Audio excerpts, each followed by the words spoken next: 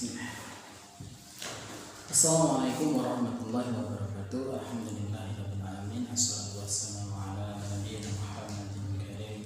Assalatu wassalamu ala sayyidina Muhammadin. Bismillah. Assalamualaikum warahmatullahi wabarakatuh. Alhamdulillahirabbil alamin. Allahumma shalli ala sayyidina Muhammad wa ala ali sayyidina Muhammad. Amma ba'du. Alhamdulillah, pada kesempatan hari ini kita bisa melaksanakan kajian orang tua di kelas 3 yang ketiga insyaallah, dan masih membacakan satu kitab yang fenomenal, yaitu kitab Riyadhus Shalihin, taman orang-orang yang saleh. Dengan harapan dengan membaca kitab ini keluarga kita menjadi keluarga kita menjadi taman-taman orang-orang yang saleh. Itu saja mungkin. Sebelumnya mungkin ada satu ayat yang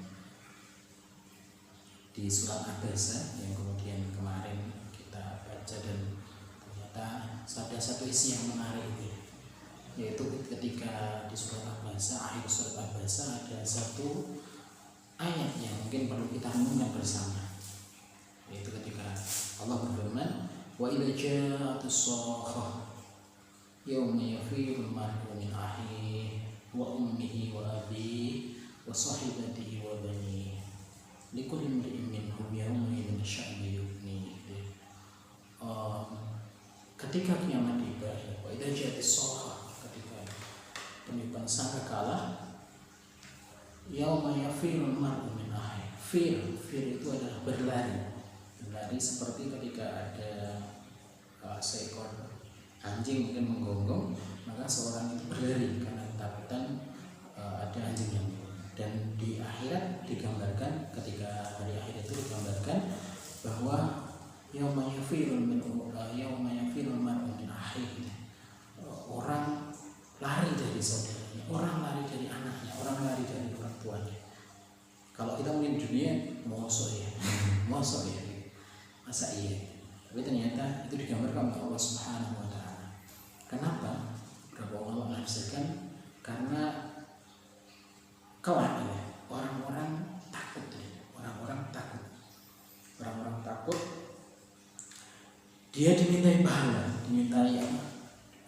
Ketika saya misalnya punya anak, kemudian saya ada hak-hak anak yang belum saya tunaikan, maka kelak anak itu akan menuntut kita, akan mengejar-ngejar kita. Maka orang tua saat itu jangan kejar saya, lari, film. Itu juga anak-anak ini saling mengejar, saling meminta amal, saling mereka selfish memikirkan diri sendiri karena saking ngerinya hari kiamat. Dan kelak manusia akan seperti itu, digambarkan oleh Allah Subhanahu wa Ta'ala, saling lari, bahkan bukan saling lari dari pasangannya juga sama. Maka kemudian perlu kita renungi bersama bahwa dalam mendidik anak-anak kita jangan sampai kemudian ada hak-hak dan kewajiban kita terhadap anak-anak kita yang kemudian terlewatkan, sehingga kelak anak-anak kita itu saling mengejar kita untuk meminta pahala, untuk meminta bertanggung jawab dan sebagainya. Maka itu menjadi satu tazkir, satu pelajaran buat kita berpikir untuk kemudian meluruskan pola asuh kita, tidak lagi kemudian untuk satu hal yang mungkin secara esensial, tidak banyak orang yang begitu mengasuh anak-anaknya agar dewasa, mendapat pekerjaan, maupun menikah dan sebagainya. Tapi kemudian kita rubah dalam mendidik anak kita, bahwa mendidik anak kita ini adalah suatu ibadah, dan kita juga melepaskan kewajiban kita, melaksanakan kewajiban kita untuk mendidik anak-anak kita. Kita usahakan mastata'tum, semampu kita, sehingga kelak semoga saja Allah anak-anak kita nanti menjadi penolong kita, itu menjadi penolong kita di yaumul akhir. Kita masuk ke hadis yang pertama. Wa Amirul Mukminin Abi Hafs Umar bin Khattab Nufail bin Abdul Uzza bin Rih bin Abdullah bin Qurti bin Razakh bin Adib Ka'ab Ibn Luhai Ibn Ghalib bin Quraisy Al-Adawi radhiyallahu anhu, dari Umar bin Khattab. Abu Hafs, bapaknya Hafsah, Umar bin Khattab. Umar bin Khattab kita mengetahui betapa seorang yang sangat ditakuti oleh orang-orang Quraisy. Bahkan ketika hijrah itu, kalau orang-orang kaum muslimin yang lainnya bersembunyi-sembunyi, tapi kemudian kalau Umar bin Khattab ketika mau berhijrah justru masuk ke Darun Nadwah, kemudian saya akan berhijrah. Siapa yang ingin anaknya menjadi yatim dan istrinya menjadi janda, maka temui saya besok di sini. Sebelum hijrah bukannya tempat-tempatan tapi malah menantang. Itulah Umar. Dan ketika sebelum Islam juga sangat benci kepada Rasul, sangat benci kepada Islam, sangat benci kepada Rasulullah. Jadi hidayah Allah Subhanahu wa taala masuk ke dalam hati Umar, orang yang tadinya mungkin kalau kita melihat kejahatan membunuh itu mungkin di Quraisy biasa ya, tapi Umar ini adalah ketika dia memakai baju perang itu, bahwa dia memegang pedang, pasti orang yang dicarinya ini mati. Jadi sudah beberapa orang yang kemudian dibunuh oleh Umar bin Khattab ini. Dan Khomer juga di masa Quraisy memang bikin itulah masa kehidupan jahiliyah. Tapi subhanallah, ketika mendapatkan hidayah masuk Islam, maka Umar ini menjadi sahabat, dan setiap detil kehidupannya itu menjadi pelajaran bagi kita sebagai kaum muslim. Kita ambil saja misalnya satu kejadian di mana ketika Umar bin Khattab menjadi khalifah, dia membagi-bagikan minyak samin untuk rakyatnya yang berasal dari Baitul Mal bersama anaknya yang masih kecil, salah satu anaknya, tidak disebutkan siapa itu, salah satu anaknya, kemudian membagi-bagikan minyak samin habis semua. Kemudian masih ada wadah-wadahnya, dan di wadah itu ada beberapa minyak yang kemudian nempel. Minyak samin itu biasanya buat masak, buat rambut dan sebagainya. Nah, si anak kecil itu tadi, mengambil sisa-sisa minyak samin, kemudian dioleskan di rambutnya agar tampak rapi, tampak indah, tampak rapi. Ketahuan oleh Umar, kemudian Umar bin Khattab menegur, kamu gak ada temen, kamu bertaman sekali, kamu pakai minyak ini. Dari mana kamu dapat minyak ini? Ya Amirul Mukminin, saya mengais-ngais sisa yang ada di botol-botol minyak tadi. Kemudian saat itu Amirul Mukminin langsung kemudian Umar bin Khattab memotong rambutnya. Ini bukan hakmu. Kemudian anaknya itu dipotong rambutnya, digundul hanya karena sisa-sisa samin yang menempel di pinggir-pinggiran sudah dibagikan semua dan masih ada sisa-sisanya. Kata Umar bin Khattab, banyak pendidikan kayak Umar bin Khattab mendidik anaknya.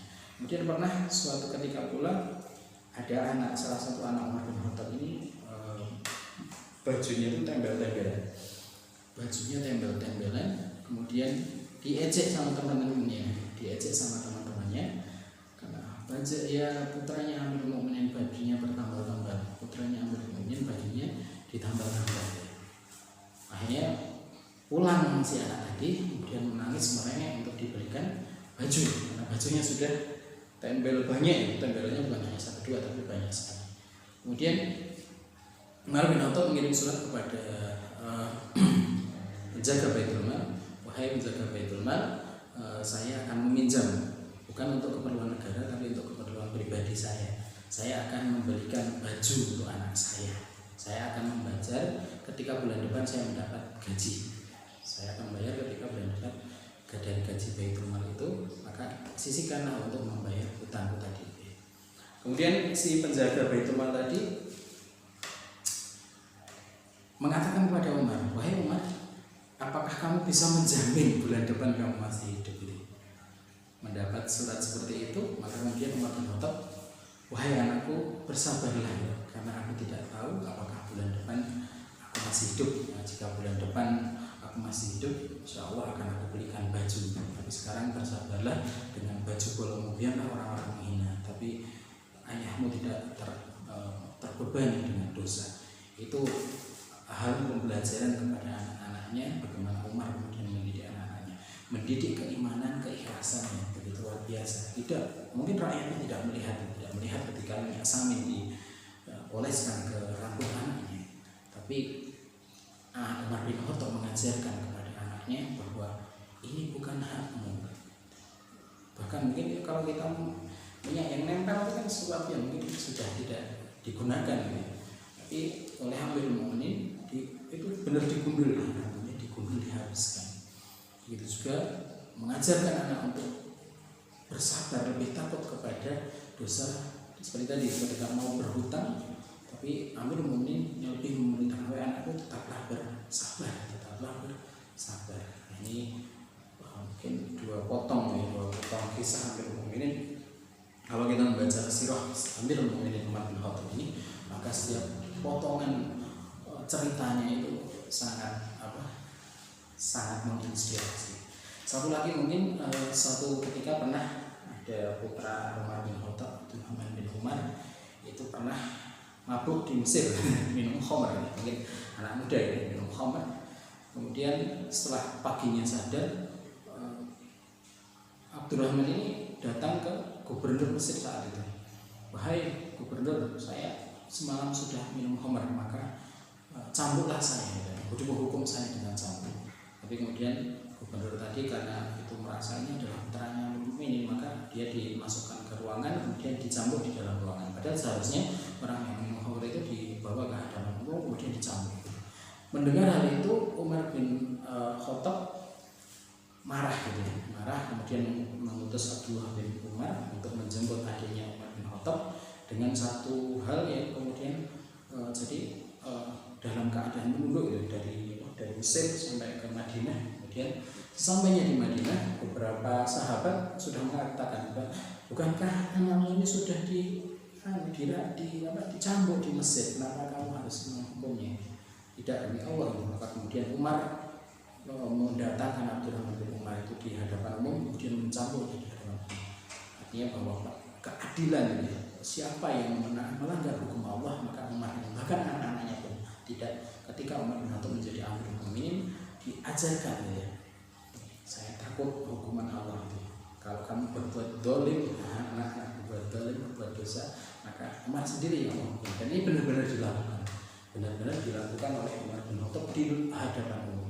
Hanya karena di Mesir itu tidak dicambuk di hadapan umum, kemudian diminta balik ke Madinah, kemudian untuk dicambuk di hadapan umum, di hadapan masyarakat. Itulah Umar bin Khattab, ya, keadilannya dan bagaimana kemudian karakter yang ada dalam Umar bin Khattab ini perlu kemudian kita contoh sebagai orang tua, sebagai pendidik bagi anak-anak kita. Kita masuk ke hadisnya. Qala, Umar berkata, sami'tu Rasulullah sallallahu alaihi wasallam, aku mendengar Rasulullah sallallahu alaihi wasallam, innamal a'malu binniyat wa innamal likulli imri'in ma nawa. Sungguhnya setiap amal itu niatnya keterikatan secara bergantung nempel binniyat. Jadi setiap perbuatan itu sangat bergantung dengan niatnya.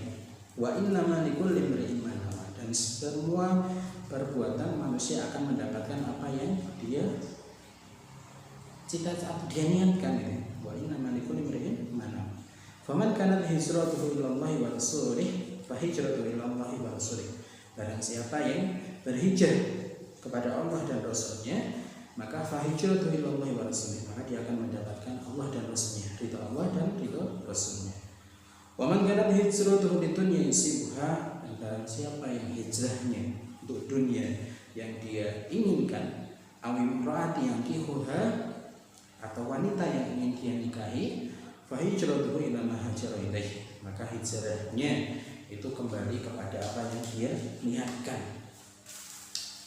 Hadis ini muttafaq alaih. Muttafaq alaih itu berarti diriwayatkan oleh Imam Bukhari dan Muslim. Rawahul Imam al-Hadis Abu Abdullah Muhammad ibn Ismail ibn Ibrahim ibn Mughirah ibn Bardisbah al-Ju'fi al-Bukhari Wa Abu Husain Muslim bin Halad ni Muslim al-Qushairi an-Naisaburi radhiyallahu anhum fi kitabihima, di kitab keduanya, alladhi huwa asahul kutub musannafah. Itu adalah di antara dua kitab Bukhari Muslim itu adalah yang paling sahih, kitab yang paling sahih yang pernah ditulis.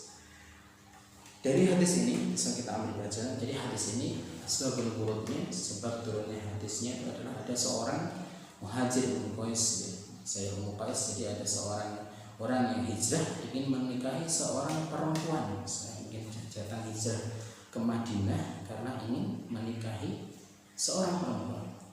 Maka hal ini kemudian ditanyakan kepada Rasulullah, ya Rasulullah, hijrah itu ibadah.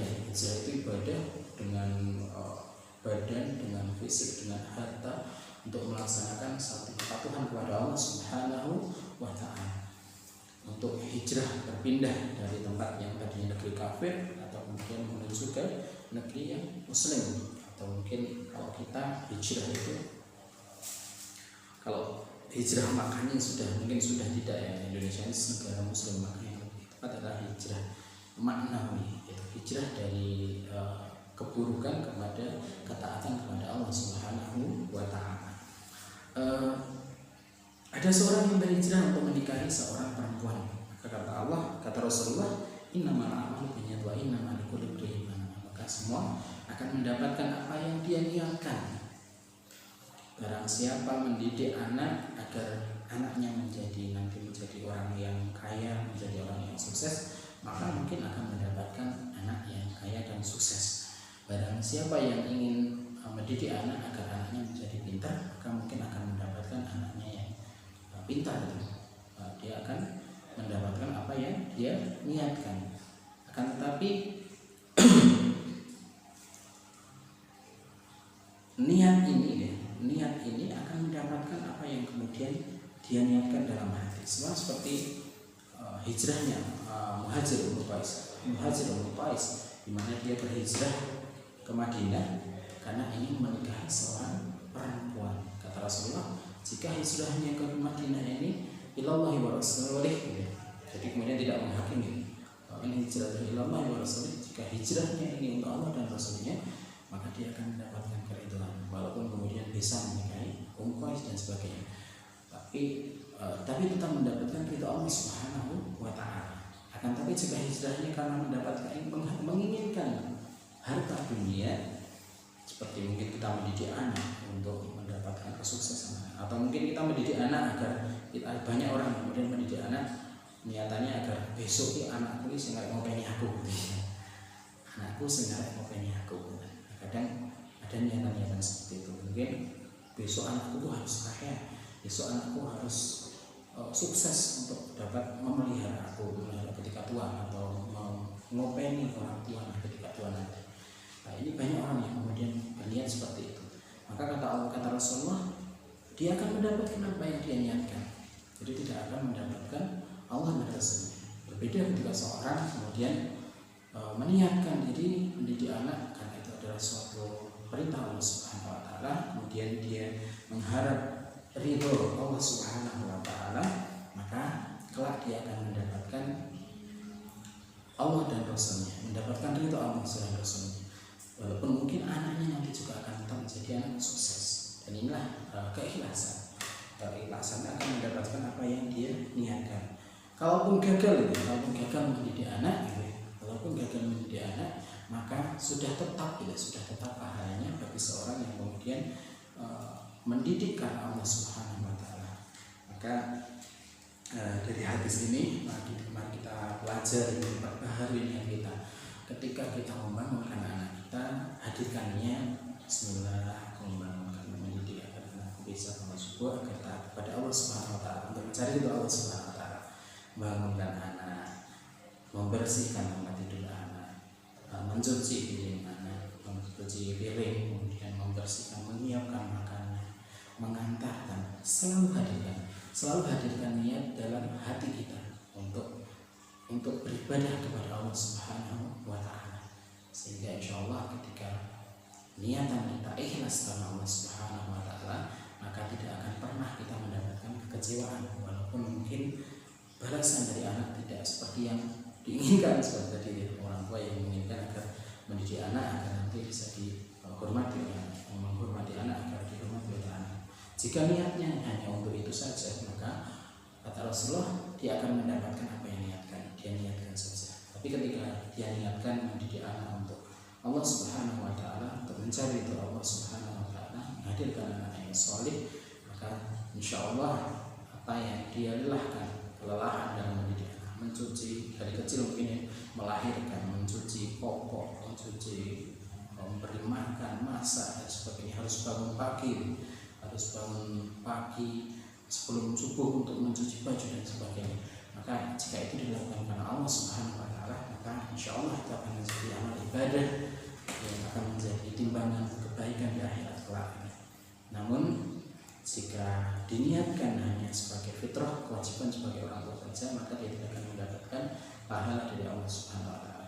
Maka sekali lagi adalah kita sebagai orang tua, sebagai pendidik, saya sebagai guru, untuk selalu tasdidun niat, memperbaharui niat dalam setiap proses detail kita akan mendidik anak-anak kita. Insya Allah setiap detail kelelahan, setiap uang yang kita keluarkan akan mendapatkan pahala dari Allah Subhanahu wa Ta'ala dan berat kebaikan kita kelak di akhirat kelak. Itu mungkin kajian kita pada hari ini, hadis pertama dari hadis Riyadhus Shalihin. Semoga dengan kita amalkan. Mari kita sekali lagi, ilmu ini bukan hanya yang kita ketahui, bukan hanya kita ketahui dalam pikiran kita, maka mari kita ketahui hadis ini, apa yang disampaikan oleh Rasulullah, kita coba praktekkan dalam hidup kita. Mulai dari kita keluar dari sini, melakukan apa? Mulai hadirkan ya kepada Allah Subhanahu wa Ta'ala.